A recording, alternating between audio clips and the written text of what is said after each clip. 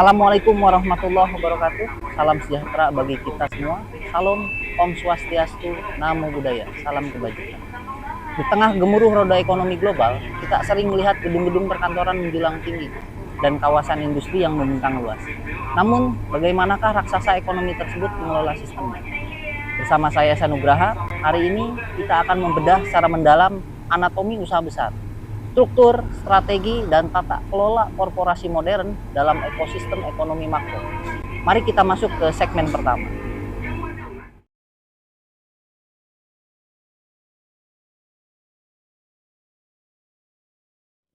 Tantangan fundamental dari sebuah usaha besar bukanlah sekedar memikirkan cara berjualan, melainkan bagaimana mengendalikan rentang birokrasi dan ekosistem bisnis yang sangat luas.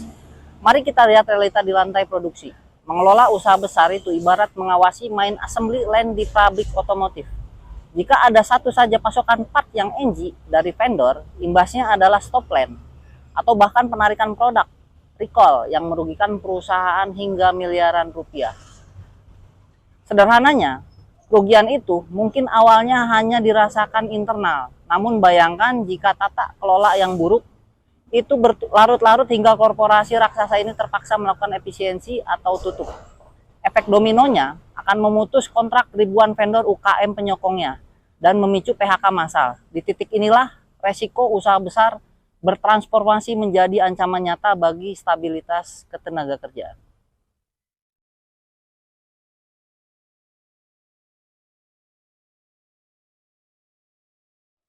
Untuk membatasi agar analisis kita tetap presisi dan tidak melenceng, materi ini difokuskan pada 3 area investigasi utama. Kita akan menghubungkan antara regulasi formal yang berlaku, bagaimana pemisahan kekuasaan di dalam internal perusahaan dilakukan, hingga bagaimana mereka menarik modal dari pasar global. Sederhananya, ada 3 hal yang akan kita jawab.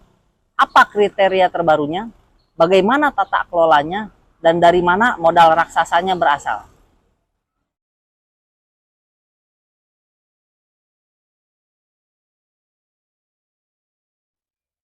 Secara yuridis, berdasarkan regulasi terbaru PP nomor 7 tahun 2021, usaha besar didefinisikan sebagai usaha ekonomi produktif yang dilakukan oleh badan usaha dengan jumlah modal dan omset yang berada di atas skala usaha menengah. Secara logika lapangan, definisi ini adalah master blueprint atau AMDAL utama dari sebuah industri. Ini menetapkan posisi hukum yang jelas, sehingga sebuah entitas diakui sebagai otonom dan tidak bisa berlindung di balik status usaha kecil. Manfaatnya jelas. Dengan ketegasan definisi ini, negara dapat memetakan subjek pajak utama dan mengatur batas kompetisi pasar yang sehat.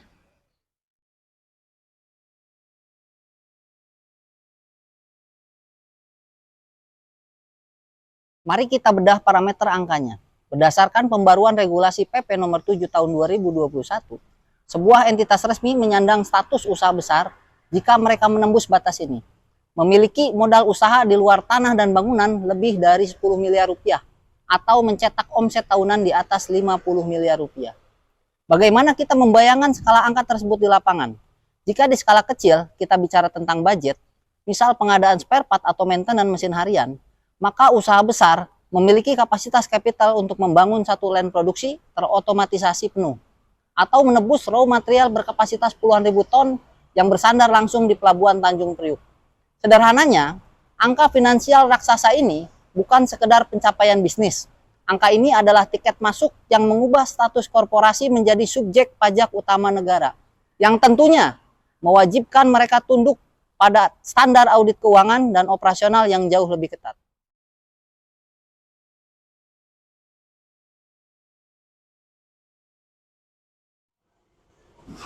Poin krusial berikutnya adalah pemisahan mutlak. Di dalam usaha besar, berlaku agency teori.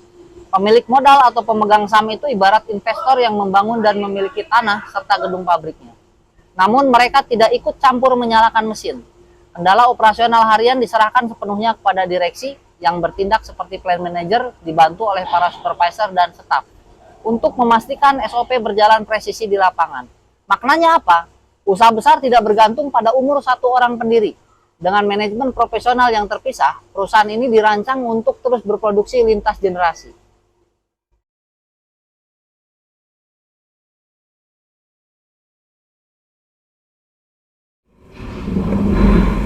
Lalu bagaimana raksasa ini mendanai dirinya? Mereka menggunakan instrumen pasar modal melalui IPO, penerbitan obligasi, hingga kredit sindikasi dari konsorsium perbankan. Proses ini ibarat mengisi tangki bahan bakar industri. Mereka tidak lagi menggunakan jerigen eceran di SPBU, melainkan langsung mengalirkan bahan bakar melalui jalur pipa induk yang terhubung langsung ke kilang pusat. Manfaatnya, likuiditas perusahaan tetap terjaga pada level tertinggi, memungkinkan ekspansi dan akuisisi horizontal dalam waktu singkat.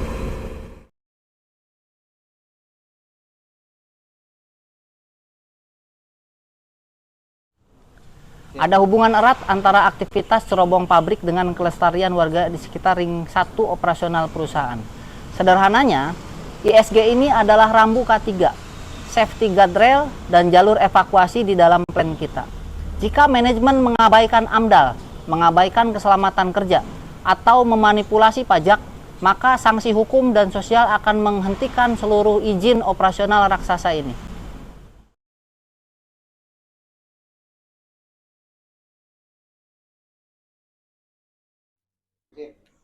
Namun di balik kekuatannya, ada kelemahan fatal yaitu inersia. Usaha besar itu seperti memutar haluan sebuah kapal kargo raksasa di pelabuhan.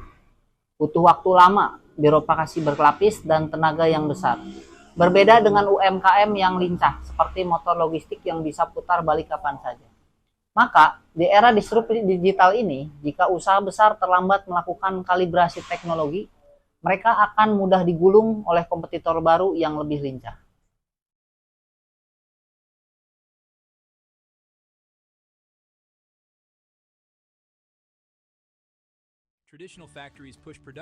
Mari kita lihat contoh kasus nyata pada integrasi supply chain di sektor manufaktur dan konglomerasi Indonesia, seperti industri otomotif berskala makro. Perhatikan, bagaimana main assembly line di pabrik agen pemegang merek raksasa mengendalikan ritme kerja. Mereka tidak berdiri sendiri, melainkan mengikat ribuan vendor lokal dari rantai pasok satu hingga rantai pasok lainnya dalam satu komando terstandarisasi mutu yang ketat. Sederhananya, kekuatan usaha besar terletak pada kemampuannya mendisiplinkan ekosistem di bawahnya agar bergerak seirama demi mencapai target output harian. Plans openly. Sent engineers to supplier plants. Help suppliers improve quality and efficiency. Expected loyalty and delivered stability. Suppliers weren't interchangeable. They were extensions of Toyota's system.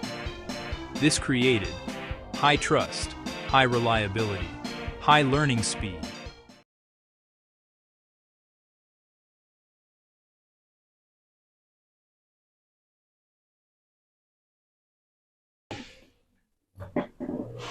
Sebagai kesimpulan, kata kuncinya adalah keunggulan sistem. Sebuah pabrik yang hebat bukan karena ia memiliki satu operator yang super cerdas, melainkan karena ia memiliki sistem otomatisasi yang kokoh dan kalibrasi SOP yang konsisten tanpa henti. Usaha besar yang berkelanjutan tidak bertumpu pada kekuatan individu, melainkan pada ketajaman tata kelola, kepatuhan regulasi, serta kemampuannya menjadi jangkar bagi pertumbuhan ekonomi nasional. Demikian analisis anatomi usaha besar yang dapat saya sampaikan. Mohon maaf bila masih banyak kekurangan dalam penyampaian. Terima kasih atas perhatiannya. Semoga kita tetap profesional, berkarakter, kreatif, dan inovatif. Terima kasih. Wabillahi taufiq wal hidayah. Wassalamualaikum warahmatullahi wabarakatuh.